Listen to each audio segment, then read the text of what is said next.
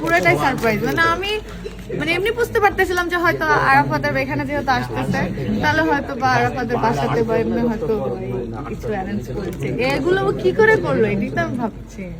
Event কোথায় পেলা? না, আমরা তো আগে থেকে প্ল্যান করে রাখি। আমরা সকাল থেকে এসে সাজাচ্ছি এগুলো। আমি কিচ্ছু বুঝতে পারিনি, কিছু জানি না। আর আমাকে জানো ও কখন বলছে? রাত 9:30টার দিকে আমাকে বলতেছে যে স্মৃতি তুমি কি আজকে কি একটু শাড়ি পরবা? আমি বললাম এই শীতের দিন আমার ততক্ষণে রেডি হয়েছিল না, আমাদের প্ল্যান ছিল যে বলতেছে আমার ভালো লাগতেছে না, আমি শাড়ি পরবো না, আমি একটা ব্ল্যাক ড্রেস পরি। পরে বলছে না আমার সাথে ম্যাচিং করে, আমার খুব ইচ্ছে করছে। আর ও তো আমাকে মাঝে মাঝেই বলে যে একটু শাড়ি পরো, মাঝে মাঝেই বলে আমাকে। এখন আমি বলছি কোন শাড়ি পরবো, আমি না শাড়ি খুঁজে পাচ্ছি না। পরে বলছে ব্ল্যাক শাড়ি নাই, তা আমি বললাম আছে, কিন্তু এটা তো আমার ব্লাউজ নাই। আগের একটা ব্লাউজ মনে হচ্ছে আমার আর হচ্ছেই না, কোথাকার। পরে কোন রকমের ঠুসে বাসায় যে 1 ঘন্টা বসে আছে, চাবি নাই। পরে 1 ঘন্টা পরে গিয়ে আমাকে এমন তাড়া দিচ্ছে, কি করছি খালি কোন রকম খালি লিপস্টিক